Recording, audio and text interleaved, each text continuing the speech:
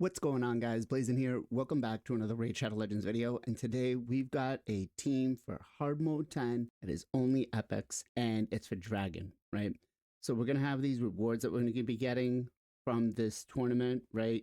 And they look pretty decent. So with that in mind, obviously I'm going for the soulstone, right? And the fragments for the primal. Probably the only thing still left on my account to chase. But for that, we do need a team. We are going to be farming hard mode 10. Is it going to be the most efficient? Probably. We're going to be able to get some, I'm hoping, decent gear out of it. But if not, it is what it is.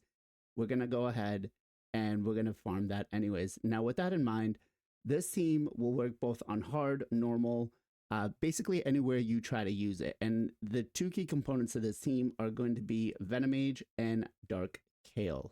Okay, so you can see here, yes, we're working with a lot of empowerments. Now, StagKnight can be replaced by any decreased defense.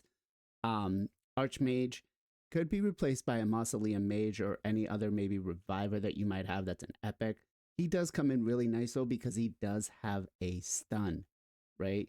And then Seer, obviously we need it for the waves. We're trying to get a fast run. This is going to be a 1 minute run, roughly.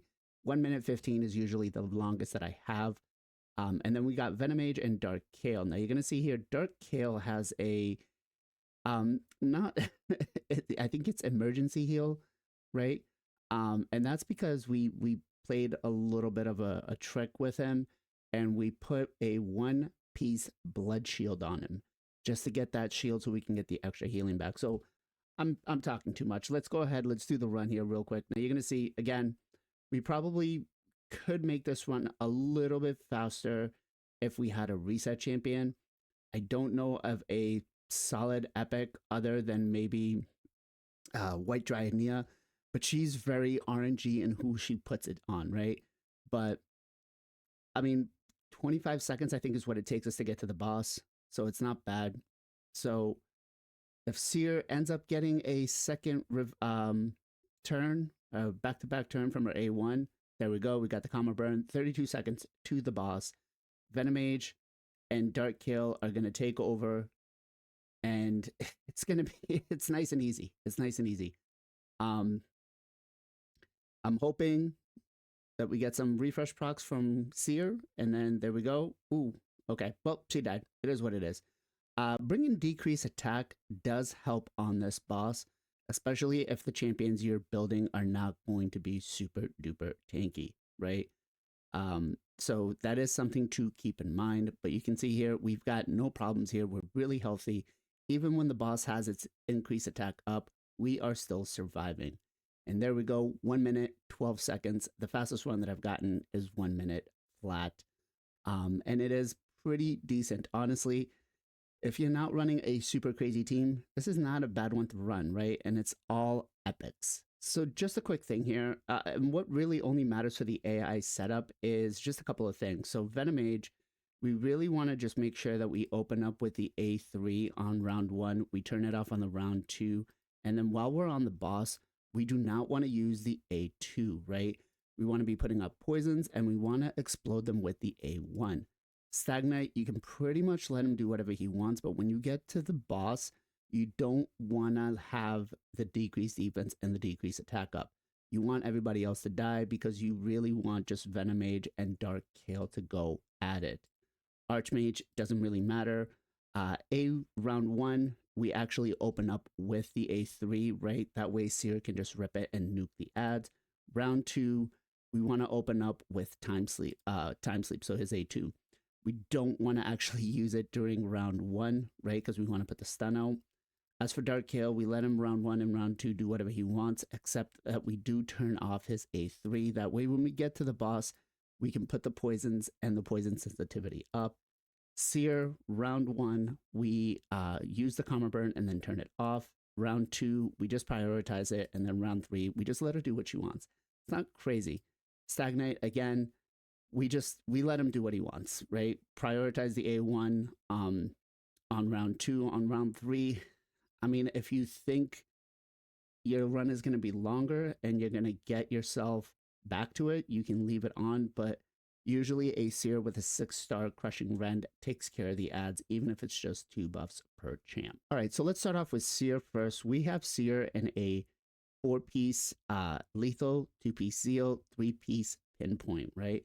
Not everything's fully leveled up, but for Dragon itself, we are working with 244 speed, 100% crit rate, 375 crit damage, and then we do have some ignored defense built in there, but it really doesn't matter if you have the 6-star Crushing Rend, right?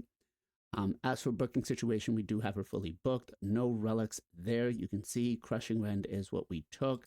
As for the masteries, we came down and we took Flawless Execution. We took Stoked Fury. We did take Cycle of Violence. We did take Kill Streak along with Single Out, Ruthless Ambush, Shield Breaker, and we did take Keen Strike along with Deadly Precision. Now on the support tree, we did take Master Hexer along with Evil Eye, and we did take Swarm Smiter. We did also take Charge Focus, and we did take Pinpoint Accuracy. Venomage. Now Venomage is very crucial that she is in a regen set. You can put her in a regen and immortal set. I choose regen and perception because she is very stat hungry. You do not need the counterattack accessories or the refresh accessories. They do help, right? As for the stats for her, we are working with 82k HP, 4.3k defense, 312 speed.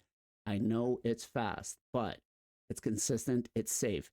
You got to put the resources to get the rewards, right? 460 resistance. We do not want to be taking those poisons back. We are going to be taking the stuns because we can't resist them, but we do want to keep those, right? Oh, let me make sure. Sorry.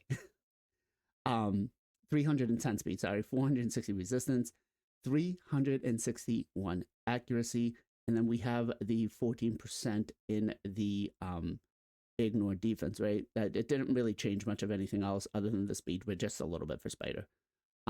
Fully booked, right?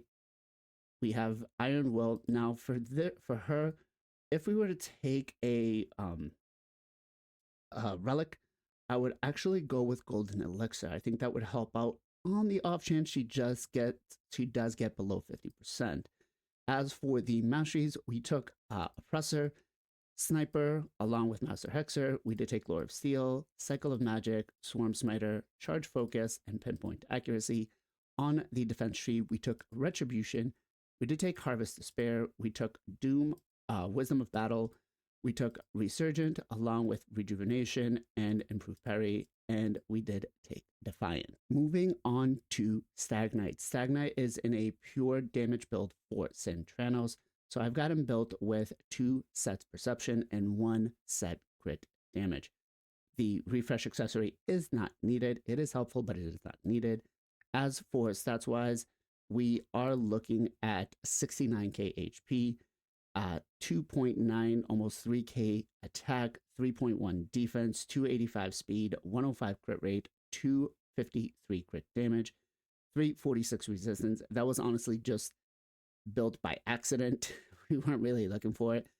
We do have 385 accuracy and 14% ignored defense. Relics, we do not have any. And as for the booking situation, we do have him fully booked, and Cruelty is the best blessing for him.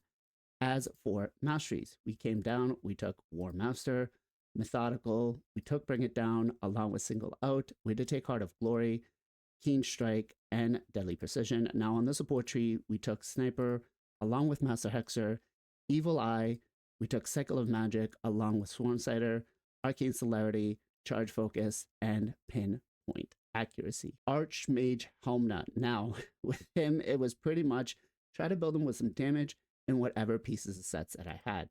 So we've got him in a Perception, Crit Rate, and a 1-piece Feral, right? Nothing crazy. The Refresh accessory, again, is not needed.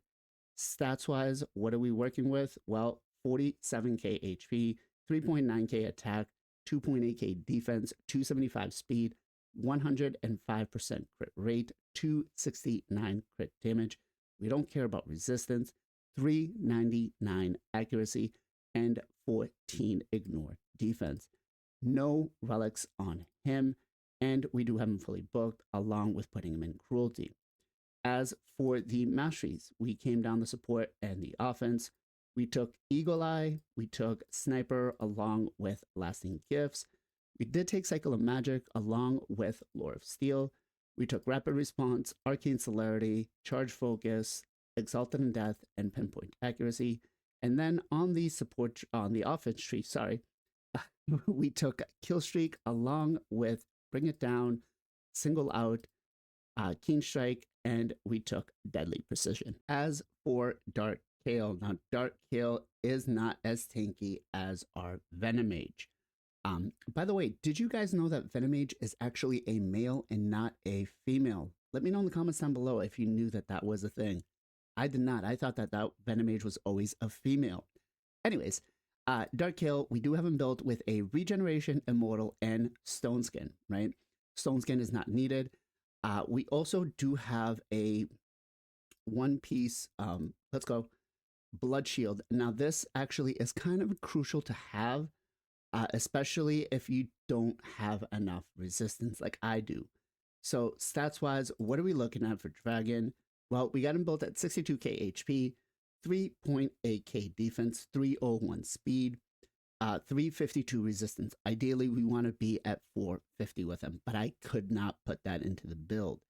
Not without ripping gear from some of my, well-built champions. 385 speed, and we got the 14% ignore defense, right?